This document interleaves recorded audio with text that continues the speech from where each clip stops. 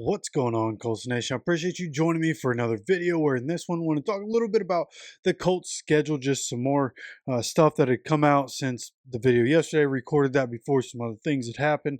Also, just want to go through the schedule. This isn't going to be crazy in depth, just some things looking at real quick, some information out there that you can look at after the schedule comes out, some different things that get written up, some different things going on sports books, and just looking around and seeing how things look for us at this point, right? We are, right as I'm recording this, it is May 15th, right around 11:15 at night.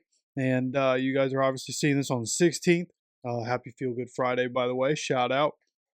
And going into this one about the schedule, talked a little bit about it yesterday. Again, it's not going to be too in depth. We're going to go in depth on the schedule. We're going to do win loss projection. We're going to do all that Sunday during a live stream, and like we're going to go into it.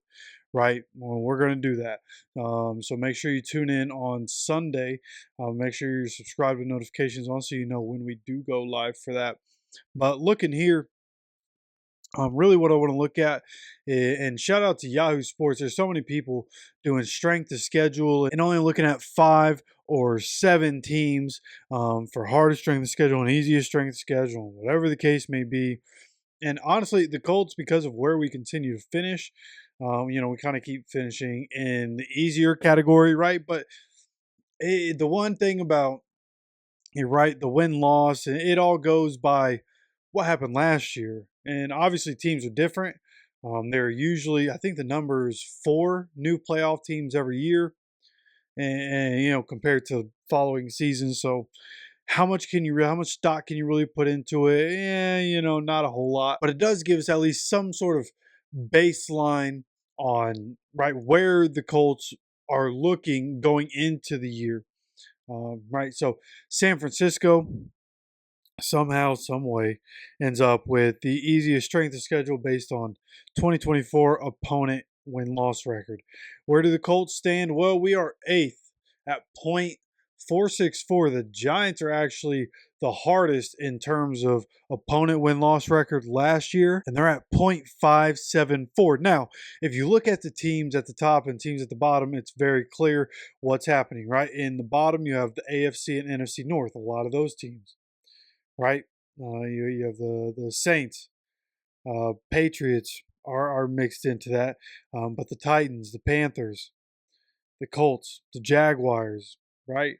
Those teams. And then when you look at the top, you have teams from the NFC East and the NFC North, where you have the Giants, the Bears, the Lions. This is in order. I'm reading this off. This is the top 8, all from those divisions: Giants, Bears, Lions, Eagles, Cowboys, Packers, Vikings, and Commanders. Literally both divisions. All right, they're hardest schedules because those divisions are ridiculous. They were ridiculous last year. They're going to be ridiculous this year, right? So I think that's honestly the way it's set up is actually probably gonna be somewhat accurate. But with the Colts schedule, I'm not entirely sure, right? And of course, injuries from either way could play into how this goes. But like week 1, we play the Dolphins, who last year dealt with a lot of injuries. They had a bit of a down year, so that brings that average down. But the Dolphins going into week 1, presumably going to be healthy with Tua, who they clearly much better with Tua than without. So they're going to have Tua. Jalen Waddle's going to be healthy. They're going to have Tyreek Hill healthy. They're going to have Devon Achane healthy.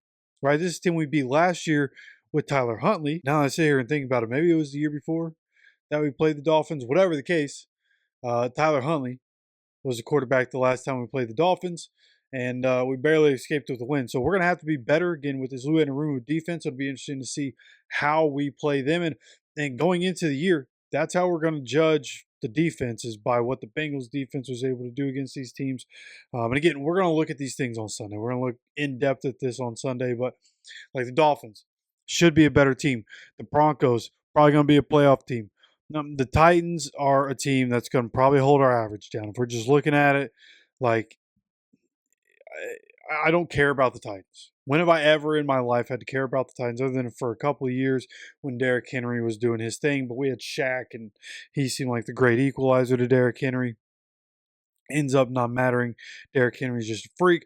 But the Titans, like, they're in a transitional phase. What will Cam Ward do this year? Can he do what Jaden Daniels was able to do? And in my opinion, no, I don't think the coaching is as solid. Obviously, not as much experience in that realm.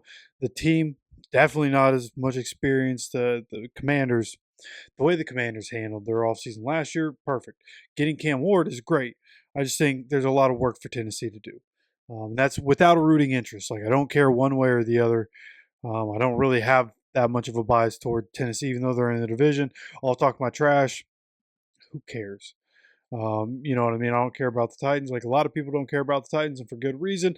They will probably not be very good. Rams, I think, are a probable playoff team. I think the Raiders are going to surprise a lot of people with the offseason that they've had. It's not perfect, and they still have some holes on the roster. They have some things they got to figure out. But I think they had a good offseason. They bring in Geno Smith to be the quarterback.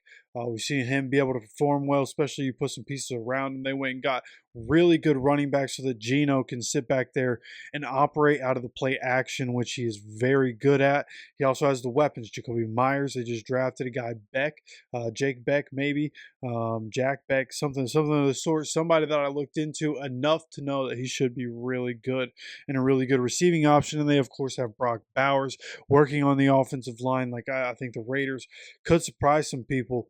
Going to be a tougher test for us than it has been in recent years. We seem to play the Raiders every year.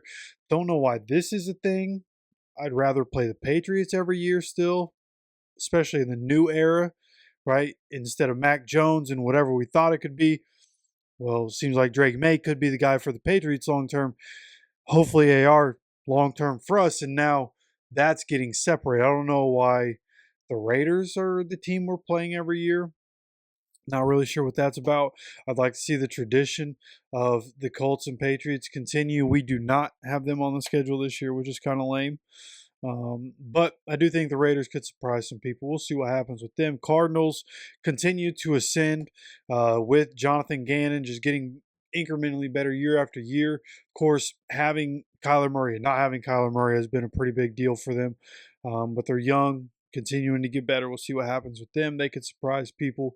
Luckily, that's a home game, as is the Raiders game.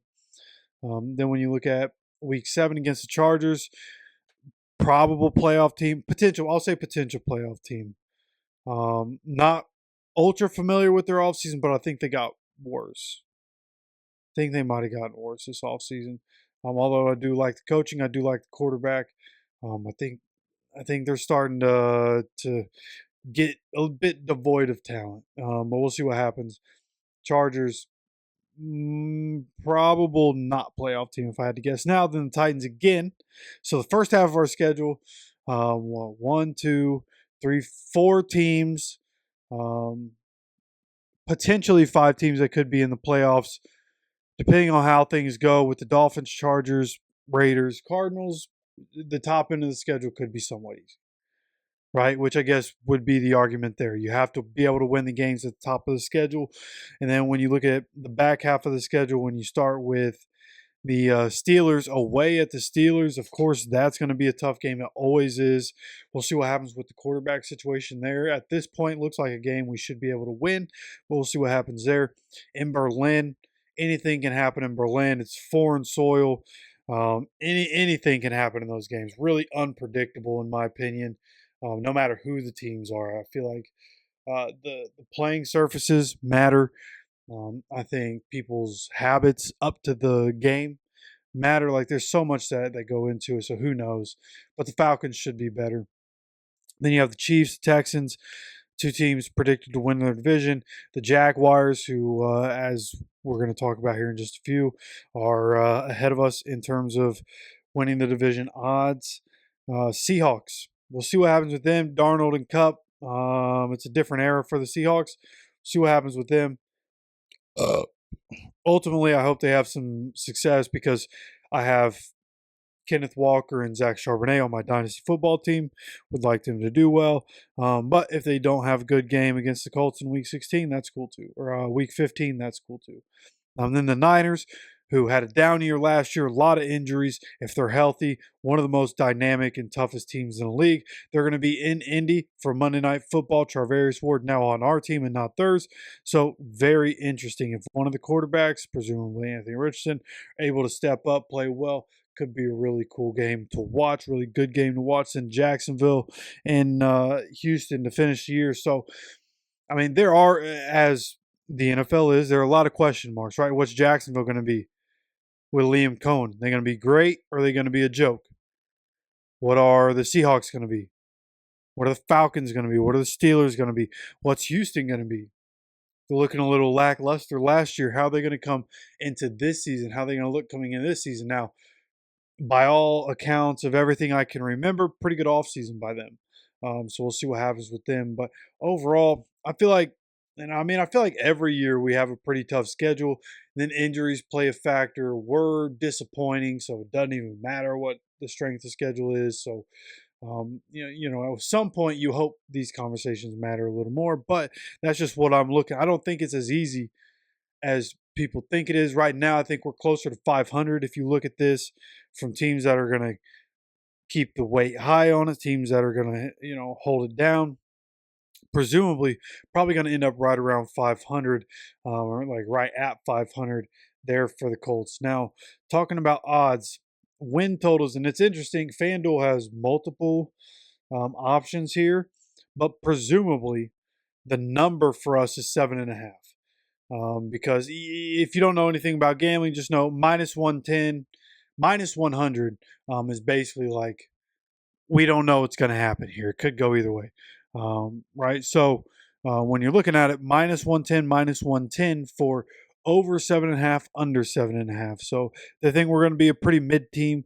Over 5.5 wins, minus 130. Under 5.5 wins, plus 270, which is good odds, which means they don't think that's going to happen. Under 5.5 wins, which is great. I would agree with that. Under 5.5 wins would be an absolute tragedy.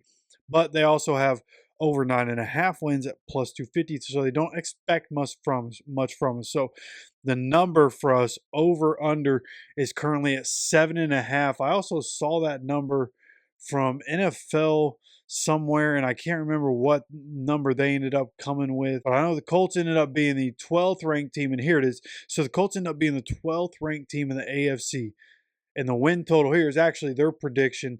They ran 1 million simulations, different factors, 1 million simulations, and have a 7.6 number, right? And then they have betting odds here. I don't know where they get their betting odds, but like I said, win total over under 7.5, to make the playoffs plus 160, to win the division plus 310, win the conference plus 5,500, to win the Super Bowl plus 10,000, which is not great. If you know anything about gambling, those odds are not great. Now, what I'm looking at here on FanDuel for the Colts to make the playoffs is plus 172, which isn't outrageous. That's like, if anything's plus, it means not favorable. They don't think it's going to happen, right? Like the Bills, minus 700. Pretty favorable to make the playoffs, right?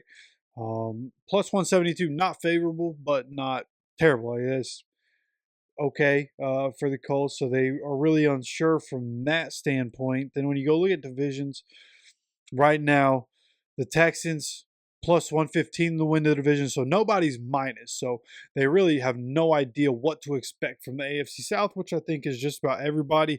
Everybody assumes Houston will win, but nobody knows what Jacksonville will be with Liam Cohen. Well, Anthony Richardson, now that he's really getting some time to work instead of rehab, will he come in, be better, and be who the Colts need him to be? And then what's Cam Ward and the Titans going to do? Again, they have a lot to figure out in Tennessee.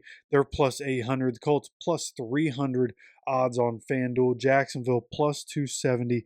And again, Houston at plus 115, favored to win the AFC South. So that's what we're looking at with the schedule. At this point, just looking more at it. And again, we're going to go more over this, more in depth. We're going to look at the teams we're facing. We're going to look at depth charts, offseason moves. We're going to do win-loss projections. Like it's going to be a real stream. Okay, this is going to be a real stream. It's going to be a long conversation. I hope you guys will come join me on Sunday. Again, make sure you're subscribed and make sure you have notifications on so you get notified when we do go live or when we drop any more content. Make sure to share with any Colts fans that you may know. And just know, man, if you're subscribing because there's daily content, there's not always going to be daily content. Or I do have a day job. I saw, what was it, a day or two ago, I was unable, or I think it was just last night, unable to get content out because of, after the schedule came out, because I have other things that I have to do. And I noticed we were a couple subscribers down. So that is what it is. But appreciate all of you for coming by. Appreciate all of you for sticking around. If you enjoy the content, make sure you hit the like button. And of course, again, appreciate you stopping by for another video. And as always, take care of yourself, take care of each other, and go Colts.